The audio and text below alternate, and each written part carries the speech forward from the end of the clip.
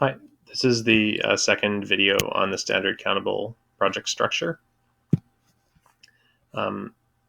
So in my last video, I checked out the standard Countable project, explained conventions, and then spun it up. So you can see the output of all my services here. There's Nginx, front end.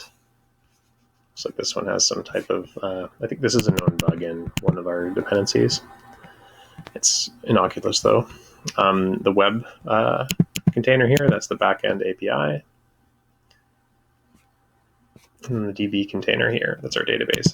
There's these four services. A service in Docker Compose just corresponds to a container type. So that's all running. And I can go to localhost now. You can see Nginx lets us know that it served a few static files or proxied a few requests here to services. So this is a Nuxt front end. We don't necessarily use Nuxt on a ton of projects, actually, but it's an example of a front end. And there's a backend API that's using Django. So again, here's the repo.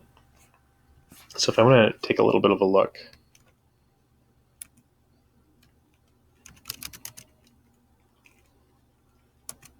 at what's running here.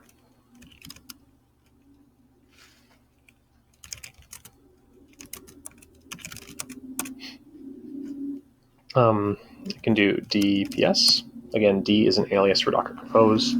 It's just to save a bit of typing. So these are the Docker container names. The service name in Docker Compose is just DB. So this is saying this is the first container of the DB service, and this is actually just the folder that I'm currently in. So that makes sure that different projects' containers are recognizable and don't interfere with each other. However, I can only be running one project at a time on port 80, so it's a good idea for me to bring this project down if I want to work on a different project first. Otherwise, I'm going to have a conflict with this port. When you bring up these services, occasionally you'll get a 502 error from Nginx if these other services take a while to initialize. So you just restart the Nginx container in that case. In the future, there might be a more automated way for us to check that doesn't happen, but typically, I've only seen it when you just freshly cloned a project, so it doesn't happen a lot.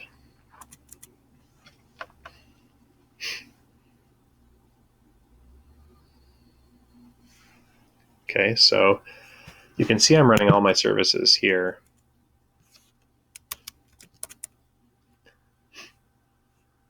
But another kind of nice way to work is to just look at the output of one service and run the rest in the background. So I'm just going to do Control-C up here. I'm just going to stop all the containers. And that takes a little while because it's sending a sig term to each of them, so giving them a chance to shut down nicely. Then I can do a d-up-d, Docker Compose up-d to run them all in the background. Now, what happens if I do d-up down here? It's actually just going to attach to the output of those. It would be as if I just run it here in the first place, but it's not going to restart the containers. It's just going to attach to the existing output. For what I want to do is just see the output of the web service. There. So now that I've attached Docker Compose to this web container, if I do Control-C here, it is actually going to shut down that container, which isn't necessarily what we want. So I'll show you a way around that. As you can see, the web container is exited. So I'm going to do d-up-d again to run it again in the background, and then I'm going to do dl web, which is actually going to just show me the logs without actually attaching to it. So anything that this container prints out, I can see it here, and if I do Control-C, that's fine. It's not going to stop the container.